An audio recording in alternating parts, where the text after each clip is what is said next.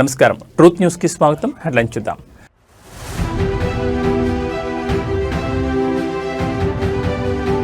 పేదల సేవలో కార్యక్రమంలో అందరూ పాల్గొనాలి. టీడీపీ నేతలకు సీఎం చంద్రబాబు సూచన.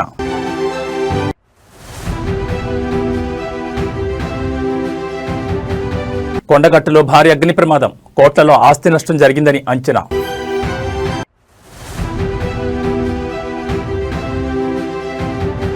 తమిళనాడుపై దిత్వా తుఫాన్ పంజా, దక్షిణ కోస్తా పుదుచ్చేరికి రెడ్ అలర్ట్.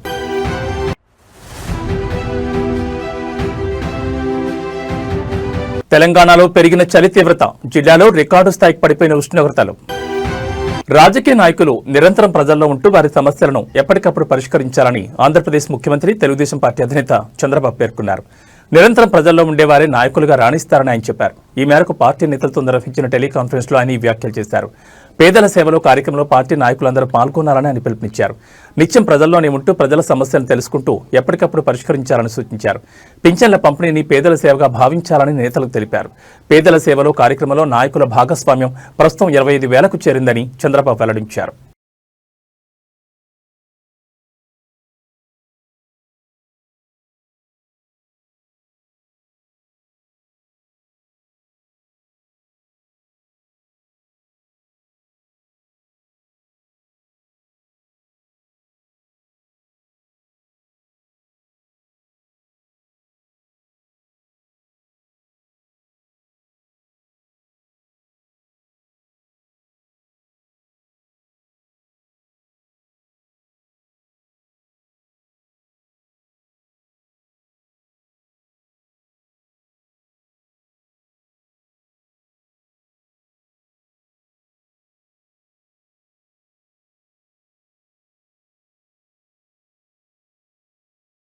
జగిత్యాల జిల్లాలోని ప్రముఖ పుణ్యక్షేత్రం కొండగట్టులో శనివారం రాత్రి ఘోర అగ్ని ప్రమాదం సంభవించింది. ఈ దుర్ఘటనలో దాదాపు 32 బొమ్మల దుకాణాలు పూర్తిగా కాలిబూడిదయ్యాయి.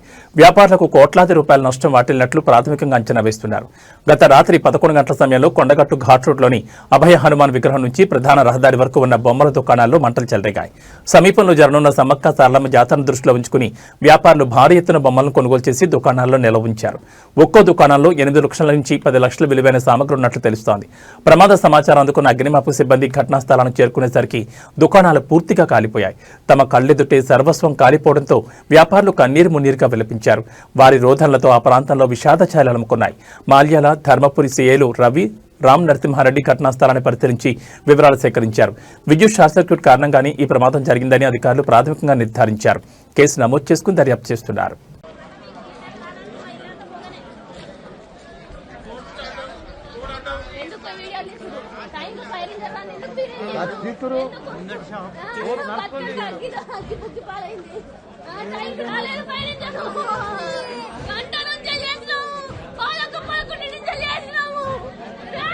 మొత్తం ఘోరం అన్నా.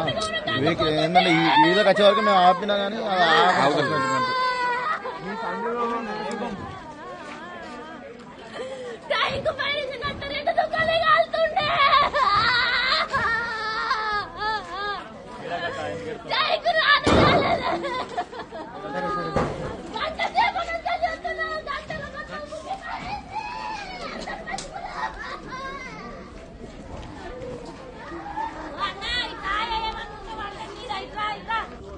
జగిత్యాల జిల్లాలోని ప్రముఖ పుణ్యక్షేత్రం కొండగట్టులో శనివారం రాత్రి ఘోర అగ్ని ప్రమాదం సంభవించింది. ఈ దుర్ఘటనలో దాదాపు 32 బొమ్మల దుకాణాలు పూర్తిగా కాలిబూడిదయ్యాయి.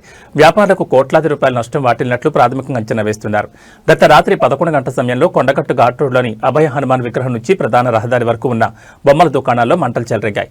సమీపంలో జరగనున్న సమ్మక్క సారలమ్మ జాతరను దృష్టిలో ఉంచుకుని వ్యాపారులు భారీ ఎత్తున బొమ్మలు కొనుగోలు చేసి దుకాణాల్లో నిల్వ ఉంచారు. ఒక్కో దుకాణంలో 8 లక్షల నుంచి 10 లక్షల విలువైన సామగ్రి ఉన్నట్లు తెలుస్తోంది.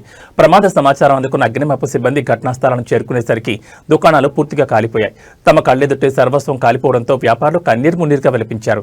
ప్రమాదంలో షాపులు పూర్తిగా కాలిపోవడంతో తాము అన్ని కోల్పోయామని బాధితులు కన్నీరు మున్నీరయ్యారు. జీవితంలో మళ్లీ ఎలా నిలదొక్కుకోవాలో తెలియక తమ పరిస్థితిని చూసి వారు బోరుమన్నారు. ఈ ఘటనపై అధికారులు తక్షణమే స్పందించి నష్టపోయిన బాధితులను ఆదుకోవాలని, అలాగే అగ్నిమాపక శాఖ పనితీరుపై విచారణ జరిపించాలని స్థానికులు డిమాండ్ చేస్తున్నారు.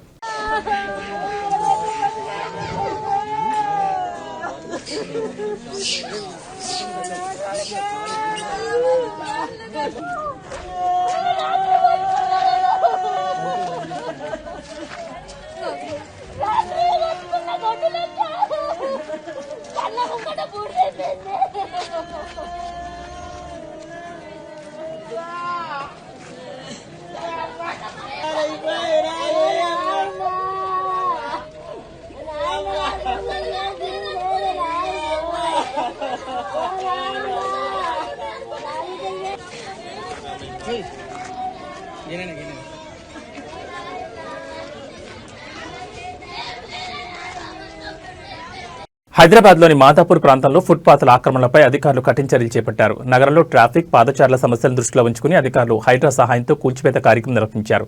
మాదాపూర్ పరిధిలో ఫుట్పాత్లను ఆక్రమించి అక్రమంగా ఏర్పాటు చేసిన షాపులు మరియు ఫుడ్ స్టాళ్లను అధికారులు కూల్చివేశారు. పాదచారులకు ఇబ్బంది లేకుండా చేయడంలో పాటు ట్రాఫిక్ రద్దీని నివారించేందుకు ఈ చర్యలు తీసుకున్నట్టు తెలుస్తోంది. ఈ హఠాత్ కూల్చివేతలతో ఫుట్పాత్లపై వ్యాపారాలు చేసుకునే చిన్న వ్యాపారులు నష్టపోయినప్పటికీ నగరంలో ట్రాఫిక్ మరియు ఆక్రమణల సమస్యను పరిష్కరించడంలో అధికారులు నిబద్ధత చూపారు.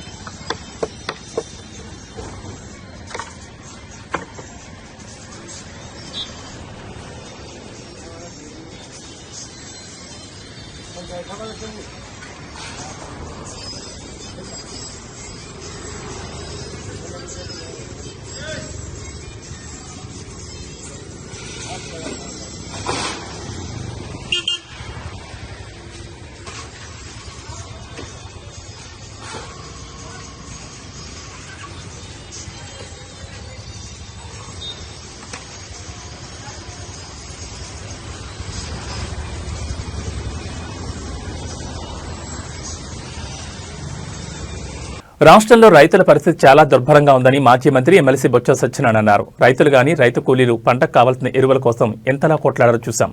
బ్లాక్ మార్కెట్లో ఎరువులు కొనుక్కుని పంట పండించిన పరిస్థితి ఏర్పడింది. ఆ పంట చేతికొచ్చిన తర్వాత ప్రకృతి వైపరీత్యాల వల్ల నష్టపోయారు. ప్రభుత్వం ఎక్కడ రైతులను ఆదుకున్న దాఖలాలు కనపడడం లేదని ఎద్దేవా చేశారు. చేతికొచ్చిన పంటను అమ్ముకుందాం అనుకుంటే గత 8 ఏళ్లలో ఎన్నడూ లేని విధంగా ఇబ్బందులను రైతులు ఎదుర్కొంటున్నారు. ఏ పంటకు కూడా గిట్టుబాటు ధర లేదు. అరటి, మొక్కజొన్న, పొగాకు, పత్తి ఏ పంటకు కూడా సరైన గిట్టుబాటు ధర లభించడం లేదన్నారు. ముఖ్యంగా ఉత్తరాంధ్రలో చెరుకుకు ప్రత్యామ్నాయంగా మొక్కజొన్న పంట వేసుకుంటున్నారు. గత ప్రభుత్వ హయాంలో పంటకు కొనుగోలులో ఇబ్బందులు వస్తే వెంటనే ప్రభుత్వం కొనుగోలు కేంద్రాలను ఏర్పాటు చేసిందని బొత్స సత్యనారాయణ పేర్కొన్నారు. వాస్తవంగా అవసరమైతే చెక్ చేసుకోండి, రీచెక్ చేయండి, క్రాస్ చెక్ చేయండి. కొన్ని పత్రికలు, కొన్ని టీవీలు అదే పనిగా దీన్ని ప్రజలు వ్యతిరేకిస్తారని చెప్తున్నారు. వాస్తవానికి కుటుంబంలోని నాయకులు కూడా, పెద్దలు కూడా, ఆ ప్రజల సానుభూతిపరులు కూడా వచ్చి వీటి మీద స్వచ్ఛందంగా వచ్చి వాళ్ళు కూడా పాల్గొంటున్నారు, సంతకాలు చేస్తున్నారు. ఇది గ్రామీణ ప్రాంతాల్లో కానీ పట్టణ ప్రాంతాల్లో జరుగుతున్న విషయం అని చెప్పాం. ర్యాండమ్ చెక్ చేసుకోండి మీకు ఇచ్చిన తర్వాత అని చెప్పాం. లేదు అంటే ఇప్పుడే ఓ టీం పంపించుకొని క్రాస్ చెక్ చేయండి జరుగుతున్న కార్యక్రమాన్ని అని చెప్పాం. ఎందుకంటే ఇది ప్రజా అవసరానికి సంబంధించింది. ఇదేమో రాజకీయ కోణంలో, రాజకీయ లబ్ధి కోసమో, రాజకీయ స్వార్థంతో చేస్తున్న కార్యక్రమం కాదు. ఈ రాష్ట్రంలో ఒక ప్రధాన ప్రతిపక్షంగా, ఒక బాధ్యతగా ప్రజల తరఫున ప్రజల ఆలోచనని, ప్రజలతో నష్టాన్ని పాడవలసిన బాధ్యత మాకుంది కాబట్టి ఈ కార్యక్రమాన్ని చేస్తున్నాం. నైరుతి బంగాళాఖాతం శ్రీలంక తీరంలో కొనసాగుతున్న దిత్వా తుఫాన్ తమిళనాడుపై పంజా విసురుతోంది. తమిళనాడులో శనివారం అర్ధరాత్రి నుంచి భారీ వర్షాలు కురుస్తున్నాయి. చెన్నై, చెంగల్పట్టు, కాంచీపురం, తిరువళ్లూరు, కడలూరు, మైలాడుతురై, నాగపట్నం, రాఘనాథపురం, తంజావూరు, తిరువారూరు, కోయంబత్తూరులో కుండపోత వర్షాలు పడుతున్నాయి. భారీ వర్షాలతో చెన్నై ఇంటర్నేషనల్ ఎయిర్పోర్ట్లో 62కు పైగా విమాన సర్వీసులు రద్దయ్యాయి. చెన్నై శ్రీలంక విమాన సర్వీసులు రద్దయ్యాయి. నైరుతి బంగాళాఖాతం, ఉత్తర తమిళనాడు తీరంలో దిత్వా తుఫాన్ కొనసాగుతోంది. పుదుచ్చేరికి దక్షిణ ఆగ్నేయంగా 150 కిలోమీటర్ల దూరంలో, దక్షిణంగా చెన్నైకి 250 కిలోమీటర్ల దూరంలో తుఫాన్ కేంద్రీకృతమైంది. మరికొన్ని గంటల్లో తీవ్ర వాయుగుండంగా మారే అవకాశం ఉంది. దీంతో దక్షిణ కోస్తా, తమిళనాడు, పుదుచ్చేరి రాష్ట్రాలకు వాతావరణ శాఖ రెడ్ అలర్ట్ జారీ చేసింది. గత 6 గంటల్లో గంటకు 5 కిలోమీటర్ల వేగంతో ఉత్తరం వైపు కదిలి కారైకల్కు తూర్పున 80 కిలోమీటర్లు, జాఫ్నాకు ఈశాన్యంగా 140 కిలోమీటర్లు, పుదుచ్చేరికి ఆగ్నేయంగా 160 కిలోమీటర్లు, చెన్నై దక్షిణంగా 250 కిలోమీటర్ల దూరంలో కేంద్రీకృతమైంది. రాబోయే 24 గంటల్లో ఉత్తర తమిళనాడు, పుదుచ్చేరి తీరాలకు సమాంతరంగా దాదాపు ఉత్తరం వైపు కదిలే అవకాశం ఉంది. ఉత్తరం వైపు కదులుతూ తుఫాను ఈ రోజు ఉదయం లేదా సాయంత్రం నాటికి తమిళనాడు, పుదుచ్చేరి తీర ప్రాంతం నుండి నైరుతి బంగాళాఖాతంలో 50 కిలోమీటర్లు, 25 కిలోమీటర్ల దూరంలో కేంద్రీకృతమై ఉంటుంది. ఈ రోజు దక్షిణ కోస్తాపై తుఫాను తీవ్ర ప్రభావం చూపే అవకాశం ఉందని అధికారులు తెలిపారు. నెల్లూరు, చిత్తూరు, తిరుపతి, కడప జిల్లాలో అతి భారీ వర్షాలు పడనున్నాయని అధికారులు చెప్పారు.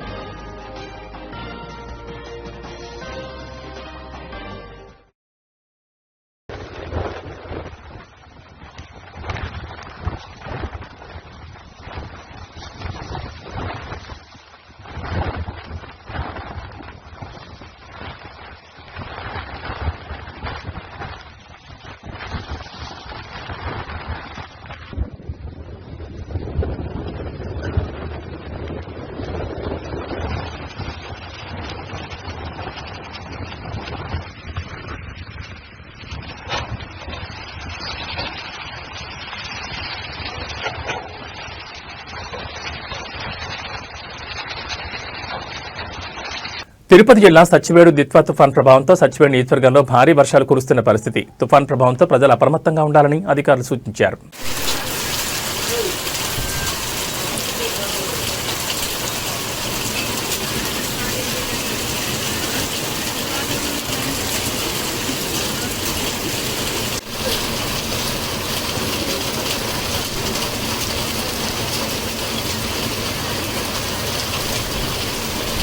తెలంగాణ రాష్ట్రంలో గడిచిన 4 రోజుల్లో మరోసారి చలి తీవ్రత గణనీయంగా పెరిగింది. వాతావరణ శాఖ ప్రకారం ఈ రోజు ఉదయం మెదక్ నగరంలో అత్యల్పంగా 10 డిగ్రీల సెల్సియస్ ఉష్ణోగ్రత నమోదు కాగా, పటాన్ చెరువు, హనుమకొండ, రామగుండం, నిజామాబాద్, హైదరాబాద్లలో కూడా సాధారణం కంటే తక్కువ ఉష్ణోగ్రతలు నమోదయ్యాయి. గత వారం రోజులుగా నమోదైన ఉష్ణోగ్రతలతో పోలిస్తే రాష్ట్రంలోని చాలా ప్రాంతాల్లో కనిష్ట ఉష్ణోగ్రతలు సగటున 2 నుంచి 4 డిగ్రీల వరకు తగ్గినట్లు వాతావరణ నిపుణులు చెబుతున్నారు. పగటి ఉష్ణోగ్రతలు కూడా స్వల్పంగా తగ్గడంతో ఉదయం, సాయంత్రం వేళలో చలిగాలుల ప్రభావం స్పష్టంగా కనిపిస్తోంది. బంగాళాఖాతంలో ఏర్పడిన దిత్వా తుఫాన్ కారణంగా ఏపీ మీదుగా తెలంగాణ రాష్ట్రంలో చల్లని గాలులు వీస్తున్నాయి. దీంతో రాష్ట్రంలో వాతావరణ పరిస్థితులు మారి చలి తీవ్రత పెరిగింది. సాధారణంగా తూర్పు లేదా ఆగ్నేయ దిశ నుంచి వచ్చే గాలులు తీర ప్రాంత తుఫాన్ల తర్వాత చల్లబడతాయి.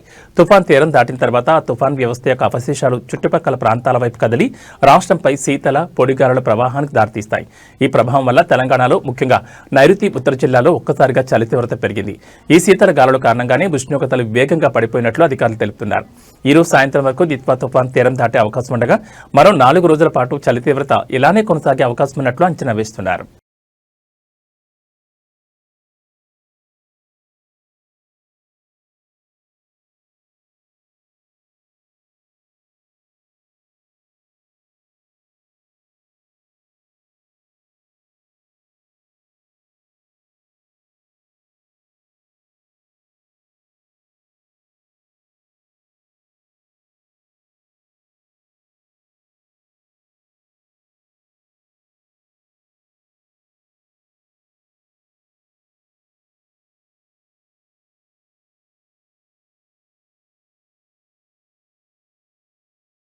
తిరుమల శ్రీవారి దర్శనానికి భక్తులు పోటెత్తారు. వారాంతం కావడంతో కొండపై భక్తుల రద్దీ కొనసాగుతోంది. దిత్వా తుఫాన్ ప్రభావంతో తిరుమలలో వర్షాలు కురుస్తున్నా చలిని సైతం లెక్క చేయకుండా భక్తులు స్వామివారి దర్శనం కోసం బారులు తీరారు.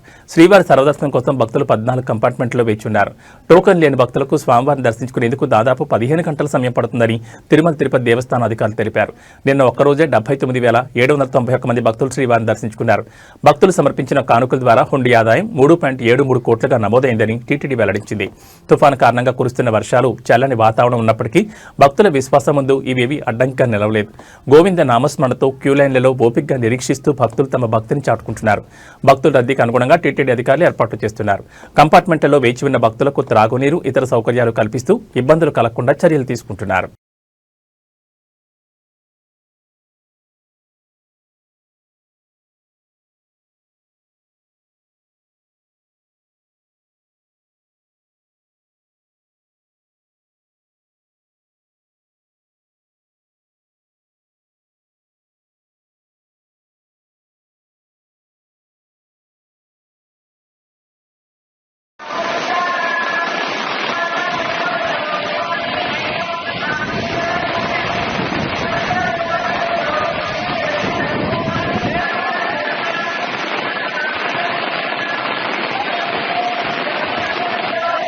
लगे पीछे ना బిల్డింగ్ కాడ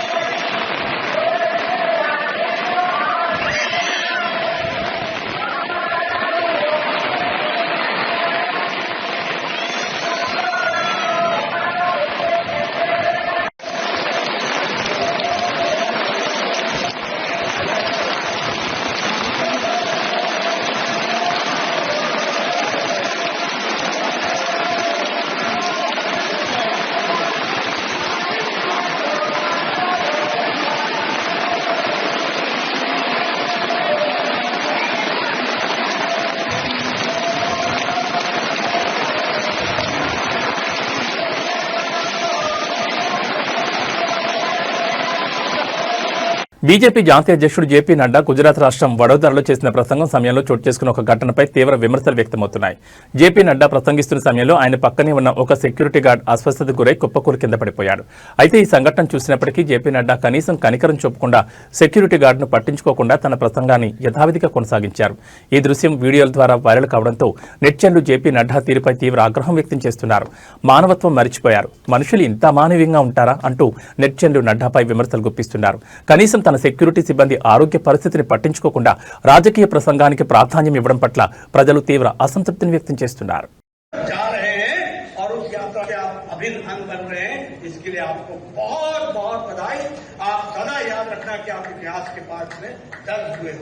इन्हीं शब्दों के साथ मैं पुनः हमारे आयोजकों को, मनसुख भाई को, उनकी टीम को बहुत बहुत बधाई देता हूं और साथ में आप सब लोगों को इस यात्रा को आगे बढ़ाने के लिए अपनी शुभकामनाएं देता हूं. बहुत बहुत धन्यवाद. గత కొద్ది రోజులుగా ఈవెంట్లలో బోల్డ్ కామెంట్స్ తో వరుసగా వివాదాల కారణమవుతున్నారు సినీ నటకిరీటి డాక్టరేట్ హోల్డర్ రాజేంద్ర ప్రసాద్. ఇక తాజాగా సకుటుంబానం సినిమా ట్రైలర్ రిలీజ్ ఈవెంట్ కు బ్రహ్మానందం, బుచ్చిబాబు, రాజేంద్ర ప్రసాద్ ఇలా అందరూ హాజరయ్యారు. సినిమా ట్రైలర్ అయితే చక్కగా పక్కా ఫ్యామిలీ ఎమోషన్స్ తో ఉంది. కానీ ఈవెంట్ లో రాజేంద్ర ప్రసాద్ చేసిన కామెంట్లు మాత్రం చర్చకు దారితీస్తున్నాయి. ముందుగా బ్రహ్మానందం మాట్లాడిన వెంటనే స్టేజ్ మీదే ముసలి ఉండా కొడక అని ఒక్కసారిగా జోక్ పేరిట పేల్చేశారు రాజేంద్ర ప్రసాద్.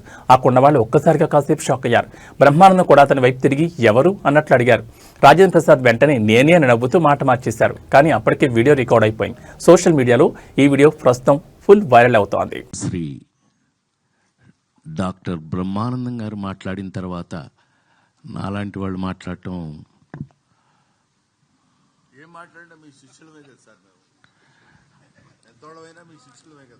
కానీ ముస్లిం కొడుకు కదా నువ్వు. నేను ఏది ఏమైనా ఇవి ఈ బులెటిన్ విశేషాలు. మరో బులెటిన్లో మళ్ళీ కలుసుకుందాం. నమస్కారం.